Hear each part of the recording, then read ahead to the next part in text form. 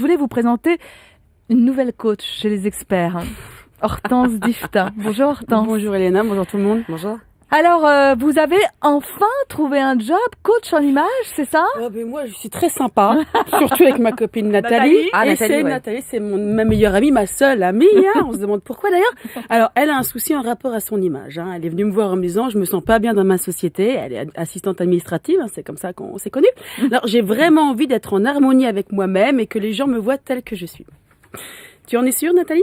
À tes risques et périls, Nathalie. En n'étant pas toi-même, tu as un boulot. Crois-tu qu'en étant toi-même, tu vas le garder? De temps en temps, faut mieux cacher sa vraie nature. Crois-moi, je sais de quoi je parle. Les gens n'aiment pas trop les surprises et les changements. Mais si tu y tiens vraiment, je peux essayer de faire jaillir de toi ta beauté intérieure, ce qui ne sera pas aisé, car ta beauté, tu le sais, est très, très intérieure. Alors, j'ai bien compris son message. En 2 mots, me ressembler. Alors, je lui ai prêté quelques affaires, je l'ai mise en beauté, j'étais esthéticienne, et la beauté, j'en connais un rayon. Alors, quand j'ai vu le résultat, j'ai dit à Nathalie, il n'y a pas que l'apparence qui compte. Même si elle compte beaucoup quand même. On peut pas dire le contraire. Je crois qu'il y a une étude qui a été faite chez les Américains, il y a que d'ailleurs, qui démontre que pour un employeur, une femme belle est plus intelligente qu'une moche. Ça fait peur.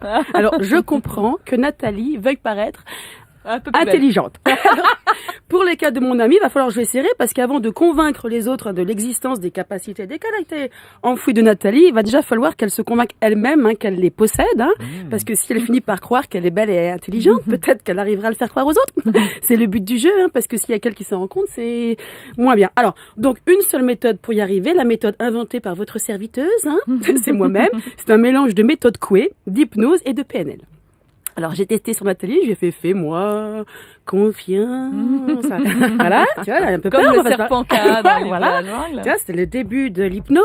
Et alors, c'est pas compliqué, pour mon travail, j'ai besoin de beaucoup d'attention, d'un doigt, je préfère l'index, et d'un genou. Alors, celui-là. Il suffit de fermer les yeux et de visualiser une image agréable, comme par exemple moi, courant dans un champ de blé, à la façon petite maison dans la prairie, si possible sans le gadin.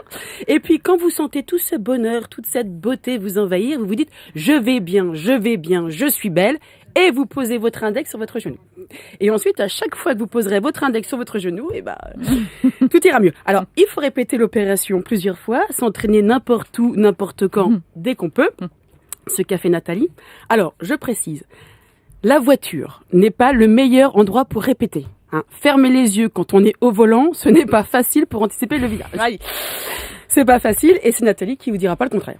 Elle a fermé les yeux en conduisant? Mais voilà. Aïe, elle s'est gamellée encore plus fort que Laura. Alors maintenant, le problème avec Nathalie, c'est que dès que vous lui dites Hortense, ça vous fout une tarte. Ah, c'est ça le problème. Alors la PNL, on va parler d'autre chose. La vraie, l'analyse.